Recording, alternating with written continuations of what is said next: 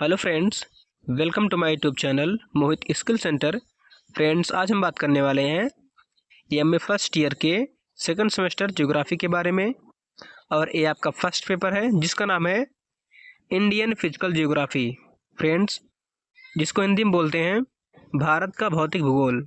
Friends, आज हम इस वीडियो में कुछ इंपॉर्टेंट लघु उत्तरीय प्रश्न के बारे में जानेंगे जो आपके आने वाले एग्जाम में काफ़ी हेल्पफुल रहेंगे।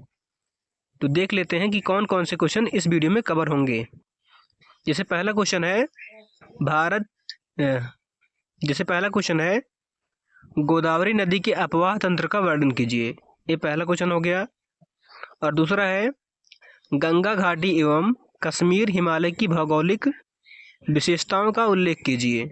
और तीसरा क्वेश्चन है भारत में लौटते मानसून से होने वाली वर्षा के विवरण पर प्रकाश डालिए। फ्रेंड्स, हम इस वीडियो में टोटल 3 प्रश्न को डिस्कस करेंगे जो आपके आने वाले एग्जाम में काफ़ी हेल्पफुल रहेंगे। तो चलिए वीडियो को आगे देखते हैं। पहला क्वेश्चन कह रहा है गोदावरी नदी के अपवाह तंत्र का वर्णन कीजिए।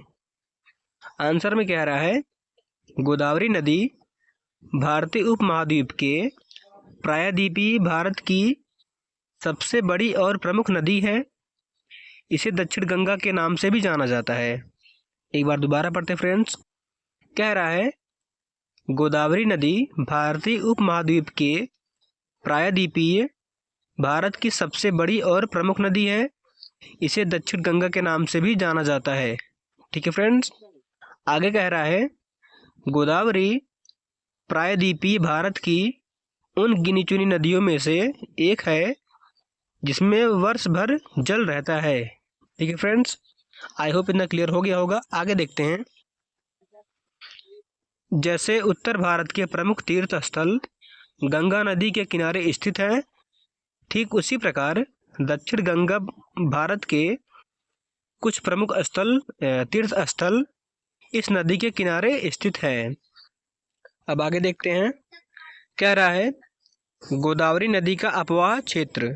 इसमें कह रहा है नासिक के त्र्यंबकेश्वर के पास पहाड़ियों से उद्गम के पश्चात यह नदी दक्षिण पूर्व दिशा में प्रवाहित होती है और अपनी कुल लंबाई का 57% भाग महाराष्ट्र में प्रवाहित होती है और तेलंगाना में 24% और 19% आंध्र प्रदेश में प्रवाहित होती है। ठीक है फ्रेंड्स, और आगे कह रहा है अपवाह क्षेत्र में महाराष्ट्र, तेलंगाना, आंध्र प्रदेश, मध्य प्रदेश, छत्तीसगढ़, उड़ीसा के क्षेत्रों में जल प्राप्त करती है। ठीक है फ्रेंड्स, आगे देखते हैं। इसमें अगला हेडिंग कह रहा है गोदावरी नदी की सहायक नदियाँ, यानी कौन कौन सी नदियाँ हैं जो गोदावरी नदी की सहायता करती हैं। कह रहा है इसमें गोदावरी नदी की विशालता में उसकी सहायक नदियों का योगदान महत्वपूर्ण है। जिसे कह रहा है इसमें सहायक नदियों को 2 भागों में बांटते हैं, दाएं तरफ से मिलने वाली और बाएं तरफ से मिलने वाली सहायक नदियाँ। दाएं ओर से मिलने वाली प्रवरा, मंजीरा और मानेर। बाईं ओर से मिलने वाली इंद्रावती, पूर्णा, प्रणेता और सबरी। इन सभी में प्रणेता सबसे बड़ी सहायक नदी है। ठीक है फ्रेंड्स, आगे देखते हैं। अब दूसरा क्वेश्चन कह रहा है गंगा घाटी एवं कश्मीर हिमालय की भौगोलिक विशेषताओं का उल्लेख कीजिए। इसमें कह रहा है गंगा का मैदान या मध्यवर्ती मैदान। अब इसमें कह रहा है यमुना नदी से लेकर पूर्व में बांग्लादेश की पश्चिमी सीमा तक फैले मैदान को मध्यवर्ती मैदान या गंगा मैदान कहते हैं। इसका विस्तार 1400 किलोमीटर की लंबाई में घग्गर तथा तीस्ता नदी के मध्य है। यानी जिसकी लंबाई कितनी है, 1400 किलोमीटर की लंबाई है घग्गर तथा तीस्ता नदी के बीच में। कह रहा है उत्तर प्रदेश, बिहार, झारखंड के कुछ भागों तथा पश्चिम बंगाल में विस्तृत है। इस मैदान का ढाल सामान्यतः उत्तर पश्चिम से दक्षिण पूर्व की ओर है। इस मैदान को तीन भागों में डिवाइड किया गया है, बांटा गया है। पहला है ऊपरी गंगा का मैदान, जिसमें कह रहा है यह गंगा मैदान का ऊपरी भाग है जो उत्तर में शिवालिक, पश्चिम में यमुना नदी तथा दक्षिण में प्रायद्वीपीय पठार तथा पूर्व में 100 मीटर की समोच्च रेखा द्वारा सीमांकित किया जाता है।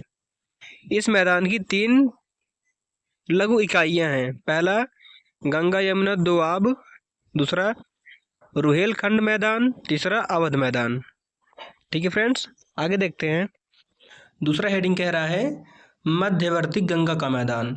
इसमें कह रहा है यह मैदान इलाहाबाद से फरक्का तक 1.45 लाख वर्ग किलोमीटर क्षेत्र में विस्तृत है और उत्तर में शिवालिक, दक्षिण में विंध्य रोहतासगढ़, छोटा नागपुर पठार, पश्चिम में 100 मीटर की समोच्च रेखा तथा पूर्व में बिहार, पश्चिम बंगाल सीमा इस क्षेत्र की सीमाएं निर्धारित करते हैं। ठीक है फ्रेंड्स, आगे देखते हैं। अब तीसरा क्वेश्चन कह रहा है भारत में लौटते मानसून से होने वाली वर्षा के विवरण पर प्रकाश डालिए। इसमें कह रहा है शीतकाल में भारत में हवाएं उत्तर से दक्षिण की ओर एवं जमीन से सागर की ओर चलती हैं। इसमें पहला हेडिंग कह रहा है तापमान। मानसून के निवर्तन के साथ ही उत्तरी भारत में तापमान गिरने लगते हैं। अधिकतम औसत तापमानों की अपेक्षा न्यूनतम औसत तापमान अधिक गिरते हैं। अधिकतम औसत तापमान अक्टूबर-नवंबर में सभी उच्च 37 डिग्री यानी सेल्सियस रहते हैं, जबकि न्यूनतम तापमान 10 सेल्सियस या इसके भी नीचे पहुंच जाते हैं। ठीक है फ्रेंड्स, आगे देखते हैं। इसमें दूसरा हेडिंग कह रहा है वर्षा। मध्य सितंबर के बाद मानसून के चलने की दिशा दक्षिण की ओर हो जाती है। उत्तरी मैदान में मानसून के लौटने का समय भिन्न भिन्न होता है। पंजाब में 15 सितंबर, उत्तर प्रदेश में 1 अक्टूबर और पश्चिम बंगाल में 15 अक्टूबर, आंध्र प्रदेश में 1 नवंबर और तमिलनाडु में 15 नवंबर तथा केरल में 1 दिसंबर से मानसून लौटते हैं।